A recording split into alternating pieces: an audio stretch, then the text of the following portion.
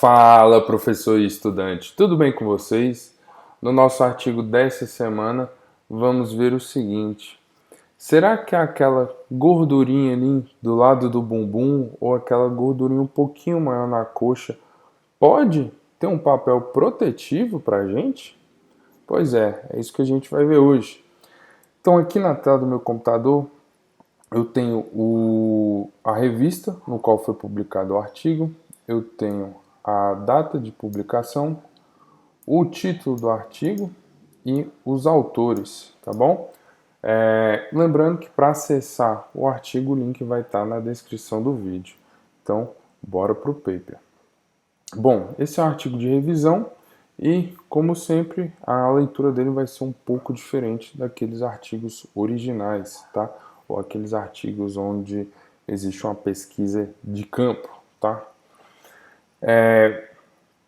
Ele começa fazendo uma introdução, os autores, né, começam fazendo uma introdução a respeito de medidas ali para ver se a pessoa está ou não acima do peso, né? Então a gente tem o IMC ou a relação cintura-quadril.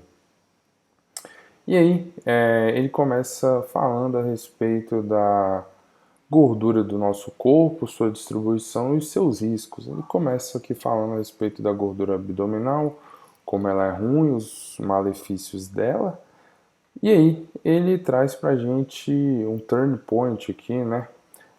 Falando o seguinte: bom, mas a gente tem uma gordura que quando se acumula, ela é uma gordura boa. Alguns estudos têm mostrado alguns resultados interessantes, tá bom? Depois, quem quiser ver os estudos, está nessa tabela 1, que está aqui embaixo, tá? Na página 2. Bom, e ele fala o seguinte: olha, essa gordura é a gordura glúteo-femoral e, rapaz, ela tem uma associação com uma diminuição de alguns biomarcadores metabólicos, tá? E também com alguns biomarcadores cardiovasculares. E esses biomarcadores, se eles estiverem elevados, a gente tem um aumento do risco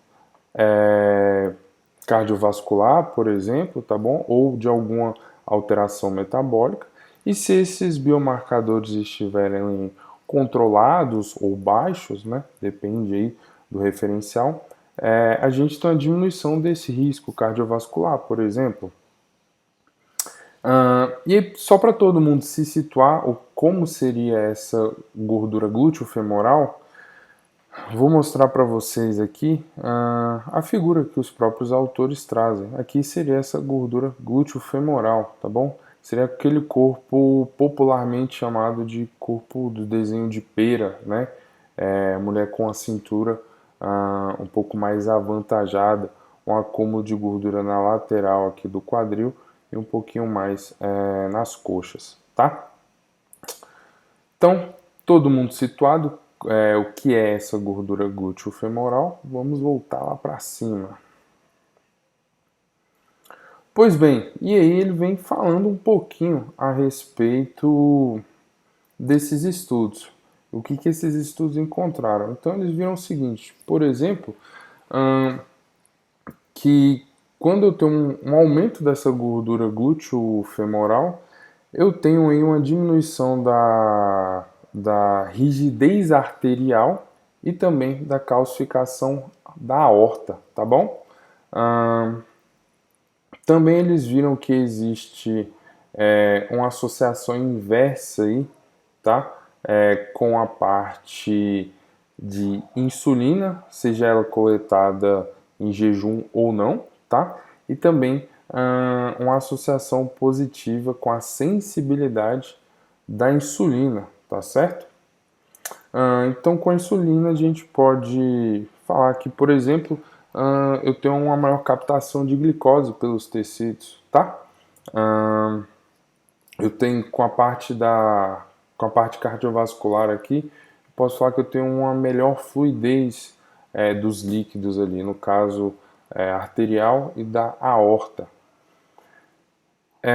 Eles viram também uma associação de indivíduos um pouquinho mais, um pouquinho com um peso um pouco mais elevado ou indivíduos obesos, no caso aqui mulheres, né? Em ambas as classificações do IMC, e viram que essas mulheres tinham uma diminuição da hemoglobina glicada e um aumento dos níveis de leptina, tá certo? Também viram o seguinte, que quando eu tinha aquela gordura glúteo-femoral um pouco mais avantajada, eu tinha uma diminuição da prevalência de diabetes mellitus não diagnosticadas e de dislipidemias, tá? Diminuição também do risco de infarto agudo do miocárdio, tá? E diminuição do risco relativo de doenças cardiovasculares. E aí, os autores trazem aqui hipóteses baseadas na literatura, o porquê disso acontecer. Eles trazem duas hipóteses aqui e ao longo do artigo eles abordam um pouco mais essas hipóteses, tá? Para esse vídeo, perdão, não ficar muito técnico, não ficar aquela parte chata, eu vou explicar de maneira geral. Uma das hipóteses é a respeito de que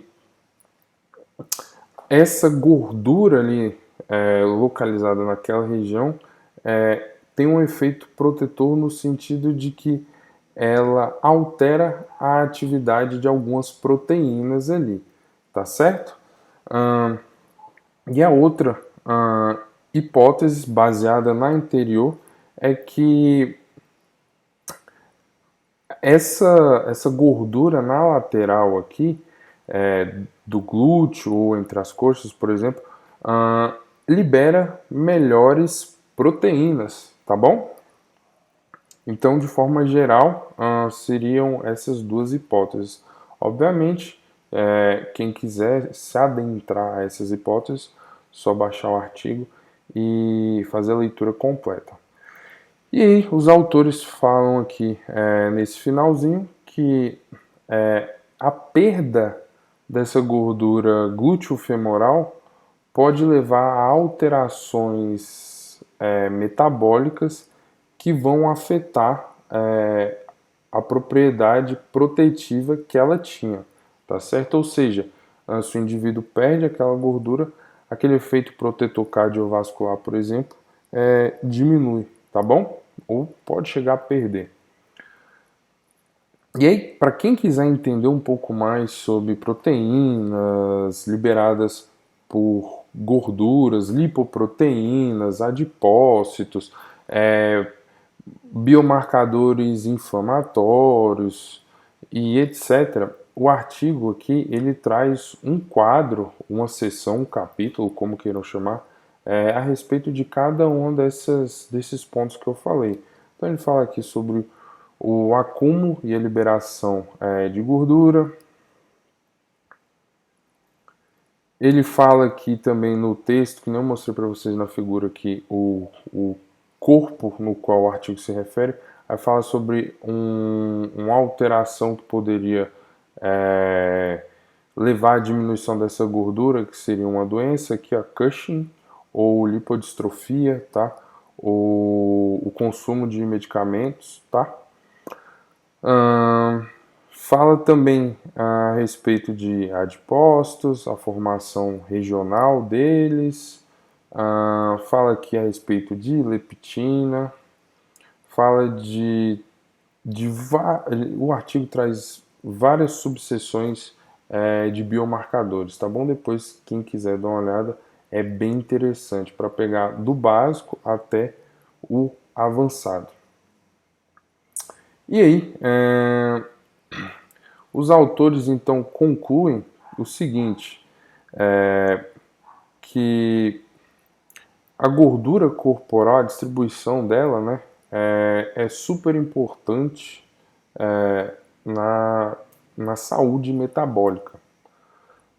E aí, uma gordura em específico, que é a glúteo-femoral, exerce um papel importante na associação ali com a prevenção ou a diminuição do risco de doenças metabólicas ou cardiovasculares, tá bom? E aí, se o indivíduo perde se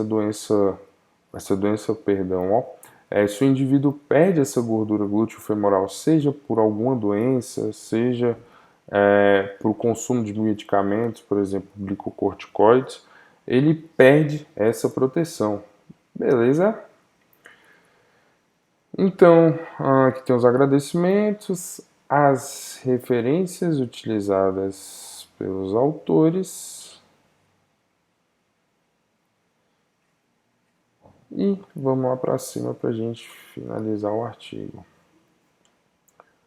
Então, a gente viu nesse artigo o seguinte, que se você tem aquela gordurinha ali mais avantajada nas coxas ou na parte lateral ali dos glúteos, não se incomode com isso. Isso, na verdade, é um fator protetivo para você. Isso pode, talvez, fazer com que você viva mais do que algumas outras pessoas. Então, uma gordurinha de vez em quando, obviamente, dentro dos limites ali que são consideráveis saudáveis, não vai fazer mal para ninguém.